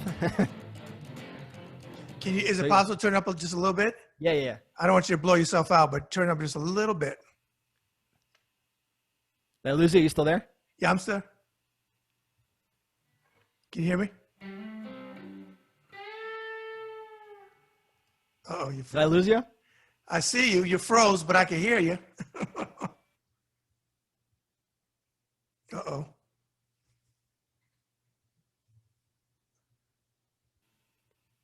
Oh, you there? You're back. Okay. Yeah, there we are. Now we froze. 1 second.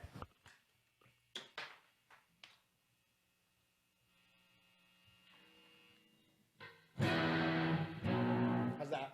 Yeah.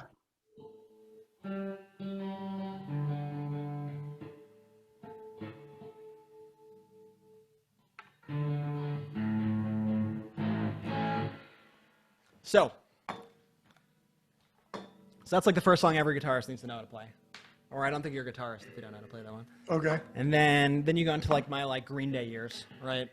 We got to know how to play Green Day songs.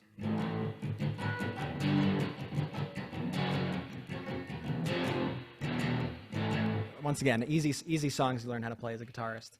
Then you go into like my you know, my band, which gets a little darker, and you start doing some riffs and you start doing some other fun stuff, and you got to drop the tuning down because you're getting dark here, right? So you got to take that, you got to bring it down right there, and then you can do cool riffs like this.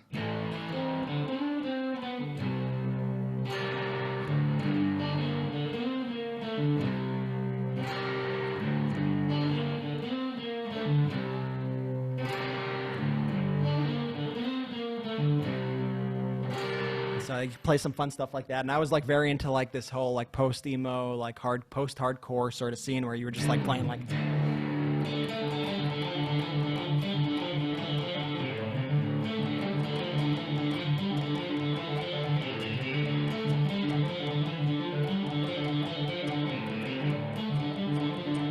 Start doing like riffs and stuff. You start having fun with it, and yeah, playing in a band was like one of the most fun experiences that you could do. I highly recommend if anyone can play in a band. Cool. And then then you sort of like you chill out a little bit, right?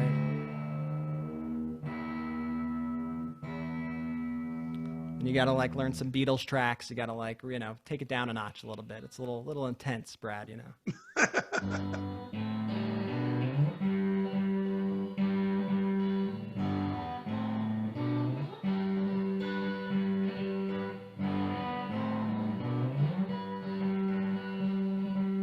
know that one? I can barely make it out, but it sounds very familiar. Let's see if this works. You hear this better? Yeah.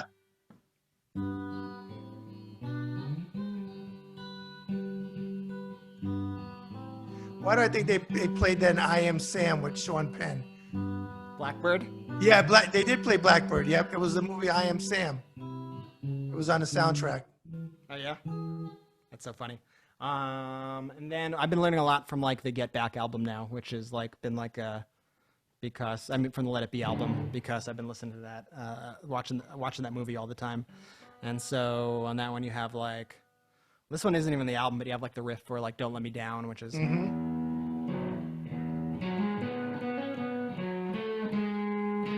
Don't Let Me Down. You got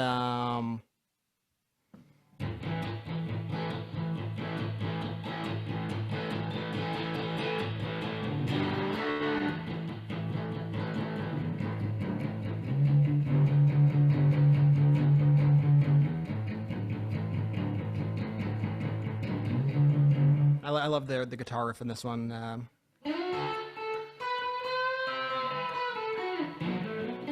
That's bluesy. Yeah, right?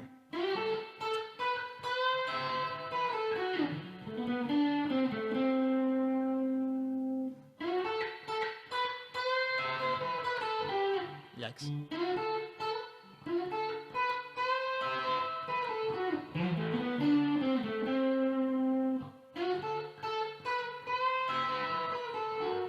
I just like playing around with it. Just various sorts of things. What was the other one? You know the song Two of Us by the Beatles? Mm-hmm.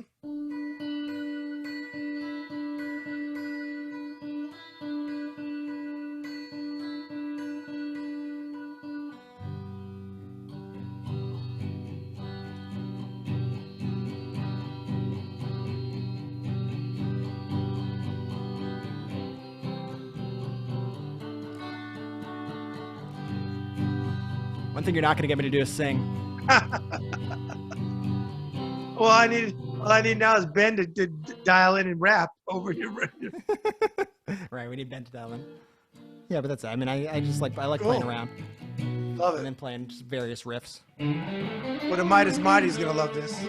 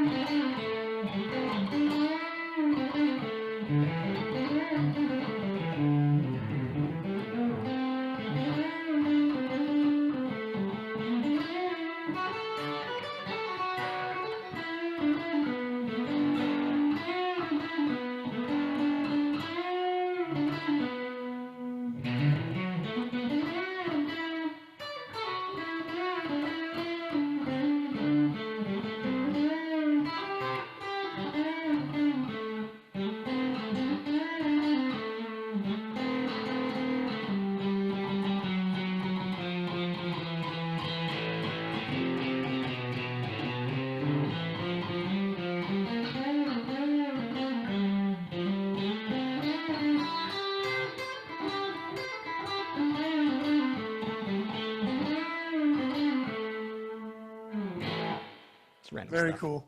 I just like Love messing it. around. Midas, like I said, the Midas gonna love it. Midas Keisha's gonna go nuts. Midas Keisha's the best. All the Midas Mighty are the best. Midas Keisha is Yep. the best. Midas Keisha like led the movement basically. This might be a new meme. Me playing Or guitar. GIF. One of your gifts. Oh yeah. Should I like maybe I'll make it easy for her. I'll like show like a. There you go. Jeez.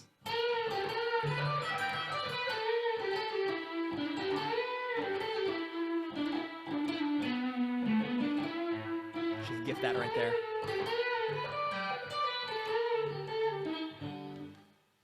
Very cool.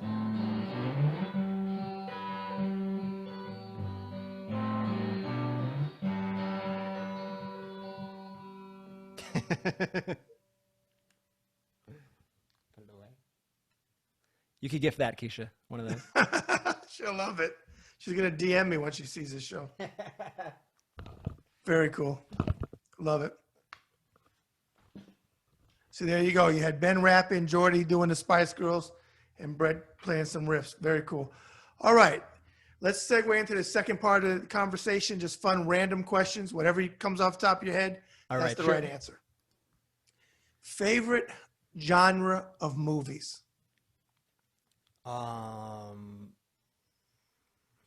Probably comedies. Comedies? Okay, you know Comedies, Jordy anything- said the same thing. Anything by Judd Apatow, like anything like kind of Will Ferrell, like all that stuff. I love all those movies. Okay. Maybe a tough question. If not favorite, maybe a go-to movie that you could watch over and over again. Maybe like Anchorman, or something Okay. like that. Love that. A great movie. Ron Burgundy, huh? Ron Burgundy. You know what Jordy's was? What was Jordy's? Dark Knight. Yeah, Dark Knight. Dark Knight's great. Dark Knight's great. Okay. I like You a have good comedy. I like a good something. He did lights too. it. He said he liked comedy. He mentioned Judd Apatow. Favorite actor? Oh man, favorite actor. Might be like a Leo or somebody like that. I think he's like incredible and has Okay. been in so many movies and stuff that I love. Okay. Flip it. Favorite actress? Favorite actress. I mean, Meryl Streep is like an all-time goat, right? She's like an all-time great. Okay. Do you have a favorite musical band? Beatles. I mean, the Beatles, absolutely. Okay. Favorite concert you've seen? Favorite concert. I've seen Paul McCartney multiple times, both out here and in New York, and every show Okay. that I see him at. How far back with Paul McCartney? Man, probably since the late 2000s, like 2000. I forget where my first one was. I wasn't at the earlier ones that he did in the early, he did some in like 2001, 2000. Okay. I wasn't at those, but I was in the ones that he did like kind of later in that decade. Okay. Do you have a favorite male singer, solo male singer? Favorite solo male singer, maybe like The Weeknd. Okay. I think Jordy said The Weeknd. No. Who's just said The Weeknd? Somebody just told me The Weeknd. That was their answer. Favorite female singer? Favorite female singer.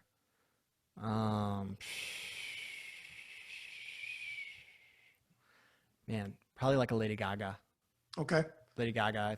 I think she is just like the most dynamic, and I think she, out of anybody, will like withstand the test of time and will continue to adapt and evolve and just get better with time. But I think she's amazing. Did you watch the special she did with Tony Bennett? Yeah, and I actually Okay. saw one of their shows out here at the Hollywood Bowl a few years ago. Okay. And it was fantastic. Are you a car person? You like muscle cars, sports cars? Anything? Yeah, I just like a car that drives me around. I like a decent car, but I'm the last person to ask if you want your car fixed. I'm the last guy. I'm the last guy you should come to. So I don't even think I asked Ben that question. Is Ben, because Jordy said no, I'm not. No, Is Ben's not a car person either? Absolutely. I mean, Ben likes nice cars, but yeah, I think you're stranded on the freeway and you need help. You see the three of us, you're in trouble. Okay. Do you have a favorite noise or sound you like to hear? Oh man, that's an interesting question.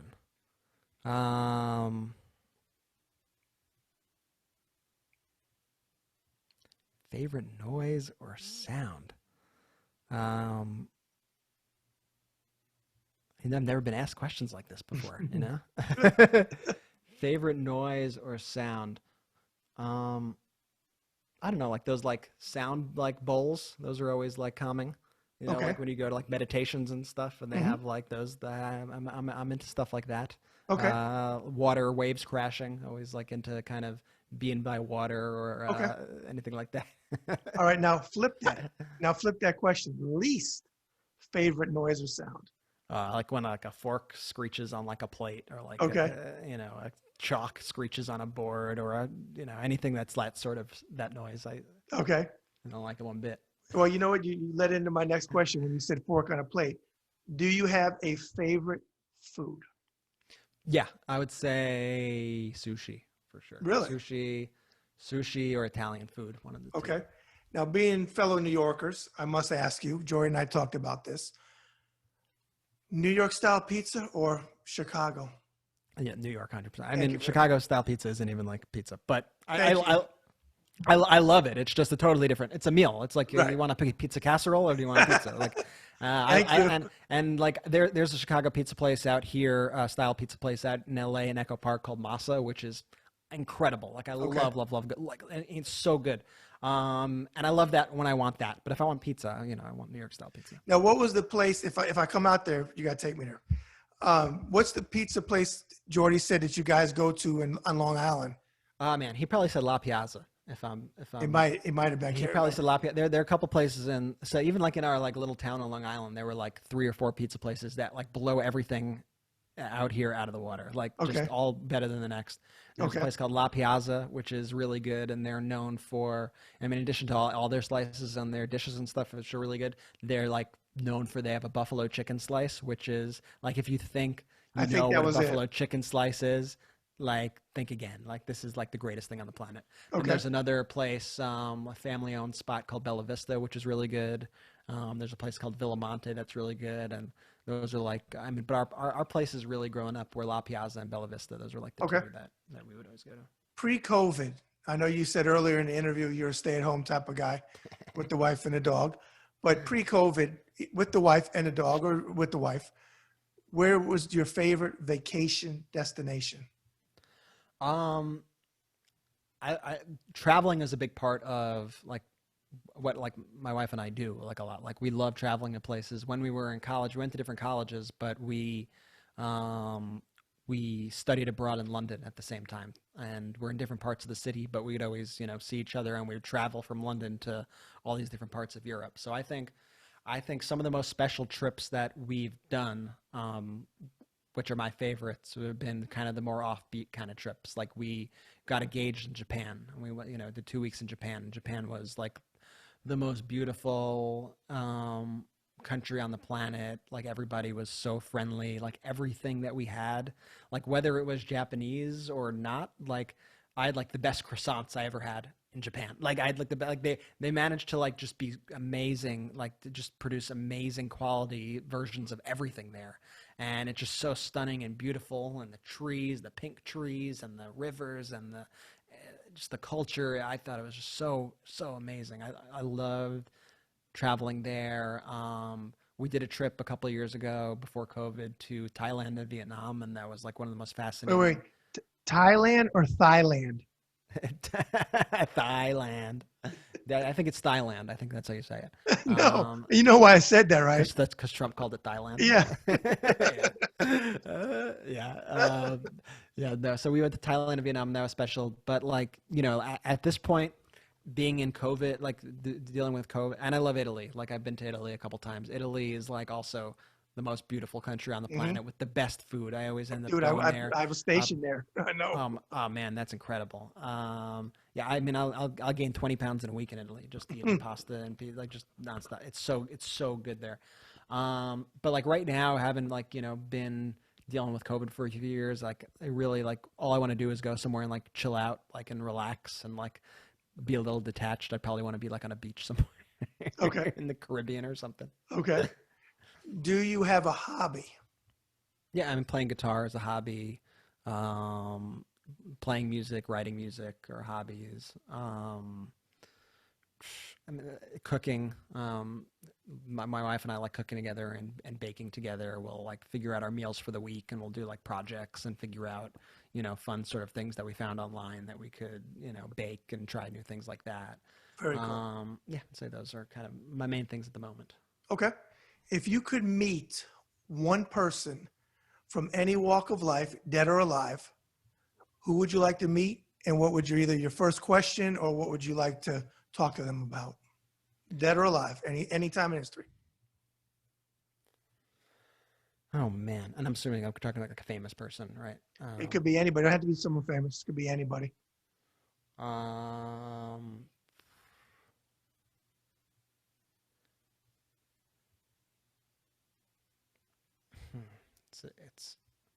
It's a tough question. So I'd be really curious to like meet like my relative, like my ancestors of the past. I think that would be like super interesting, and just talk to them about like, what it was like growing, like what their lives were like, and seeing any similarities and stuff to me. I would say that would be like, I'll give you two answers. I'll give like a non-celebrity answer, which would be like that, like, That's getting to meet people in my family who I, just read about or, don't even know about, I think could be special. And beyond that, like meeting, like a Paul McCartney, or like a John Lennon, or like a Barack Obama, and I just honestly like to have like just like a normal conversation with them. Just like ask them like what they're into, like what's their day like how they come up with ideas, or what they their advice is on life and things like that, and just have like a normal conversation. I think one of the cool things that I've read a lot about like Paul McCartney is like he won't sign autographs for people anymore. I read that, yeah. But like he'll talk to you about anything though. Like if you like, he'll say, well, what do you want to want to talk to me about guitar? You want to talk to me about this? Want to talk to me about that? Happy to have a conversation with you. And I think that's a special thing that would really stick with you more so than getting a signature on a piece of paper. Okay.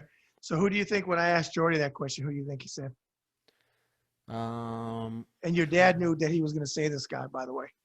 I just gave you half the answer. It's a guy. Your dad knew when he watched Jordy's show that he would say this name. Jordy said, you gave Jordy the question, and Jordy said, and your dad knew he was going to say this name. Who did Jordy say? Like Will Smith? I'm trying to think. Like, no, he's an actor, but not Will Smith. Okay, I'll give you one more hint. Jordy has seen every one of his movies probably 18 gazillion times. DiCaprio? Adam Sandler. Interesting. Yep. Adam Sandler. That's an interesting one. Yeah, and he said your dad knew before when I asked the question, he said your dad already knew that he was going to say Adam Sandler. That's so funny. I mean, Adam Sandler, he's a legend. Adam Sandler. Because I said to him, every movie. He's like, every movie, bro. Like Little Nicky, because I think Little Nicky was horrible. He's like, yeah, like 300 times. Like, really? What I always wonder about those Sandler movies is like those movies were. I mean, they're legend, like Happy Gilmore, Billy Madison. No, like, I like legendary those. movies, I like right? Little Nicky. What I wonder, and you'd have more perspective on this, is, and I guess you already answered the question, but were those movies amazing because I was a young kid at the time, or if they came out today, it would be like, oh, another dumb Adam Sandler movie. Yeah, probably. I don't know. Like, right. you have more perspective on it than I do, since I was young when they came out. But like, is it how I would look on like one of these Netflix Adam Sandler movies? And I'm what? In fairness to him, I can't say all of them, but I did watch 2 nights ago. I had seen it when it first came out in 2003. Anger Management, him and Jack Nicholson. And I watched it again. It actually held up. It's really good. Funny. Yeah, that was funny. Okay. If you could sum yourself up in a few thoughts as a human being, what would you say to the viewers? I would say I just, try to do the right thing, and I, try to better the world. And I think that in a lot of ways, like, life is what you make it and how much you put into it.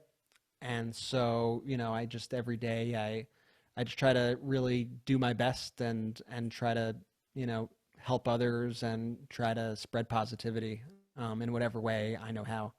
And that's, what I hope to, that's what I hope people get from me. Like, I hope that people feel empowered to kind of do the same and know that they, have a voice, and that, there's meaning to all this, behind it all, and that meaning kind of stems from you and what you put into it. And so I would say I try to lead with empathy. I try to lead with with kindness. I want to always just try, I'm not always going to be perfect, and I understand that. And then there are things I'm not going to be good at and whatever along the way. But, I think as long as I am kind of have my eyes focused and straight ahead, and I'm always kind of trying to figure out how I can improve and be better, and try not to compare myself to others, but try to compare myself to myself of yesterday and see, was there anything I learned today? Was there anything that, I put out into the world that, I think made an impact or something like that? And always kind of judging myself by my own, barometer. I think that's kind of how, that's kind of how I would describe myself. Okay. Just always, yeah, I would say that, and I'll let other people form their own opinions about me, which I'm sure will differ. Okay. And finally, what is the saying, if you have one, that you live your life by? I guess just like imagine, like, John Lennon, imagine. Don't let your reality necessarily be bound by, what things are at that moment. Always kind of try to imagine bigger things for yourself and for the world, and try to work towards it. And you may not get there, but maybe you'll get to a totally different place. But along that journey, I think you'll encounter a lot of things that will be just highly valuable for you as a person and for the world. So just always just imagine the possibilities in your life. Imagine just don't box yourself in, because you could kind of be your own worst enemy in a lot of ways. And I remember even when I was struggling to find gigs, and even at Ellen at times and stuff, I'd be depressed, and I'd be upset about where I was, and I'd be comparing myself to so and so got a job at this place, and so is producing this or whatever, and I feel like I'm more talented than that person, whatever. It's like throwing that all away, and just like just imagine, like, you just focus on yourself, and like imagine the possibilities. And I think if you do that, you just better position yourself to get those things that you might actually be blocking by narrowing yourself into like worrying about the gossip. Or like, I really don't like this is a tangent, but like I really don't care about like gossip about other people. Like I really don't care about like so and so did X, Y, and Z, or did you hear about so and so from high school who had a kid? Like I'm like, maybe that's a part of me that's not empathetic or whatever, but it's almost like I don't care. Like I don't, if I don't have a relationship with them like that, it's like I need to worry about like my own things and my family and my friends, and that's who I care about. Okay. And I'm not going to get sidetracked by just all this exterior noise that I think people get lost in a lot of times. So. Okay. For the viewers, go ahead and give them your social media platforms so they can follow you. You can find me at Meiselas. That's Meiselas, and that's across all platforms. The main platform I really use these days is Twitter. I have an Instagram. I don't really have it. I have barely any posts on Instagram. It's just too much. It's too much. Too many social medias. But follow me on Twitter. You can follow me on Instagram if you want. You won't see a lot of content there. And follow MeidasTouch, which has, which is what I spend like 24 hours of my day doing. That's MeidasTouch across all the social media platforms. And we're on Twitch now. I know we're streaming this now, and so we just started a Twitch. So check us out there and all across. And hope you enjoy the conversation, and feel free to reach out and ping me for whatever. I'll hit you back. Okay. I'm going to give some closing thoughts. I'm going to give the mic back to you, and then I'm going to let you close out. So you're the third. I had Ben on first, then Jordy, then you. So who is your favorite? Who would you rank 1, 2? I'm just kidding. You know what? No, I have no problem answering that. I like all of you, and I'll tell you why. Because I consider all three of you mentions. And if you don't know that word in Yiddish, look it up, mentions. It means they're human beings. Each of you, and I say nothing I don't mean, trust me. If you follow my Twitter feed, I have no problem saying what I want to say. I'm in a position now in my life when I can do that. You guys are doing what I told Jordy on the show last month. You're moving humanity forward. You're fair in what you do. You call it out, whether it's on the left or the right, and that's the way it should be. That's my problem with mainstream media. Make it fair. I just want fairness. if you don't agree with something on the left, that doesn't mean that you don't support democratic ideas. But sometimes that's, you're no longer a Democrat. You're no longer this. You're no longer that. You guys are very fair. Your show is moving humanity forward. What you're doing and spending the time to do, humanity needs. Donald Trump and his ideology and his cult, we got to push back. And you guys are pushing back. And like I tell people, it comes at a personal cost. Your brother and I talked about somebody stupid that hit him up in a DM. We didn't want to give them too much pub, but I get it too. I get them too. I get them too. They come, but I have no problem sending them back where they came from. But you do it at a cost. And I tell people it's not always at a monetary cost. It can be at a personal safety cost, or it could just be at someone just being obnoxious. But your show gives back to humanity. I appreciate what all of you are doing in your collective ways. I love that you guys stand with Colin. Your brother Ben knows this, and Jordy knows it. I'm a military guy. You see the box in the back, my shadow box. Yeah. I've said it on Twitter. Thanks for your service, now. It's amazing. Thank you. I've said it on Twitter many times that the minute he took a knee, I absolutely understood why he did it, and I was for him as a military man. Like I always say to people that complain, never even served in the fucking Salvation Army, let alone the United States Army. So I'm glad that you're backing Colin. I love the Netflix show. You guys are really doing great things, and it's not for you. You're not young kids, but you're not someone that's 60, 70 years old. You're right where your voices really, really, really matter. You're the future. You're definitely the future. So I appreciate that. One other thing before I give you back the mic, I do believe, like I told Jordy, in sibling rivalry. So I'm going to put something up for the Meidas Mighty and for the BBB crew, which is my crew, hashtag BBB crew. Now I have something. Let's see. Can you see it? Yes, I just hit the mic. So that says views scoreboard. So it says Jordy is at, 291, because I'm reading this backwards. And Ben is at 389. Now right. Brett has question. Let's go, BBB. Let's go, BBB. You got some advice on life. You got some guitar playing. You got some rusty guitar playing. You got some. And I want you to know, Jordy said, "Oh man, I'm gonna triple." Jordy, I'm putting you on the spot because you said on my show, "Oh man, Brett, don't worry, I'm gonna blow Ben's away." He ain't blowing it away. He's at 261. Ben's at 389, and Brett is question mark. So this is your last shot for the people that with the hashtag with your name, which Meidas, Keisha, and all of them. You better push this show out there to beat his brothers. BBB, listen up. If you're watching the show right now, share with a friend, all right? Say, listen, this is the show you got to watch, because you know what happens? Okay, say there are 250 of you who watch this, right? You pass it to a friend, that becomes 500. They pass it to a friend, that becomes 1,000. And then it exponentially increases, and that's how movements are made. So make it happen. I'll say, like with MeidasTouch, like we started out with no followers. I still have a post from MeidasTouch of some Trumper, loser who their account has since been suspended. But we were doing posts in the beginning, and they were like, oh, who cares about some no-name news organization that has 100 followers?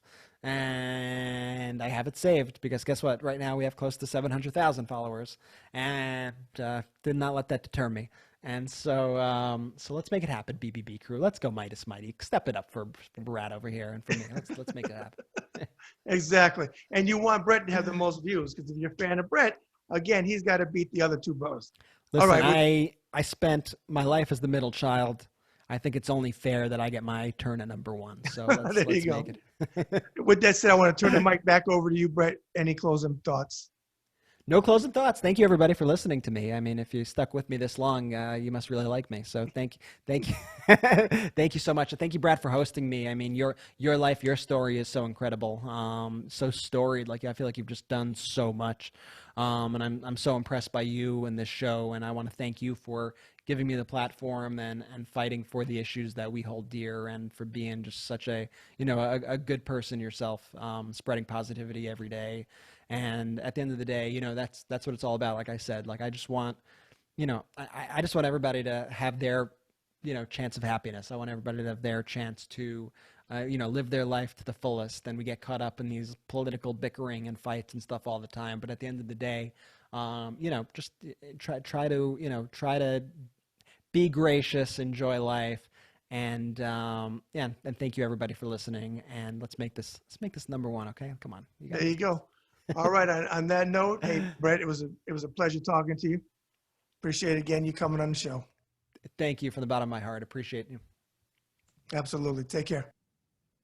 Hey folks, you heard me in my opening. Did I use the word mensch? If you are Jewish or you don't know the word, if you're in New York and you heard the word, mensch means a human being. I told you Brett was going to be that, and he was so much more. Hey, world exclusive Midas Mighty playing guitar. Now I know you guys love it. You need to make this show beat out Ben and beat out Jordy, unless they want to make a comeback and try to beat Brett. I got a feeling Brett's going to get more views than both of them combined. Yeah, I said it, Jordy. But hey, once again, another guest who is moving humanity forward. These are the type of guests that I want to have on my show. These are the type of guests that you've seen on my show. So again, make sure you hit that button and subscribe. We're closing on 3,000 subscribers, which is my first goal. I greatly appreciate the support from around the world. And to my hashtag BBB crew, can't thank you enough. Collectively, we're moving humanity forward. All right, folks, that's another episode in the can. Forget about it. And remember, triple remember what I'm about to tell you. Every act of kindness is a little love we leave behind. Bad Brad. Hey folks, out. It's the man with the pinky ring and the New York thing. Forget about it, Bad Brad Berkwitt. And I want to talk to you about advertising on the Bad Brad Berkwitt show. If you would like to advertise, contact me at ringsidereport2014@gmail.com. Again, that's ringsidereport2014@gmail.com. Or call the Ringside Report office at 703-517-2155. And remember, folks, every act of kindness is a little love we leave behind. Bad Brad. Hey, folks, the man with the pinky ring and the New York thing. Forget about it, Bad Brad Berkwitt. I want to talk to you about my book, Boxing Interviews of a Lifetime by me. Forget about it. There it is. If you would like to pick up a copy of it, go to authorhouse.com. Again, that's authorhouse.com. If you would like to get it personally autographed with the message that you want in it, or you want me to put something in it, I can take care of that too. You just got to pay postage and handling to Indiana, and we can talk about that in the future. All right, again, Boxing Interviews of a Lifetime is the book. Pick it up. Bad Brad.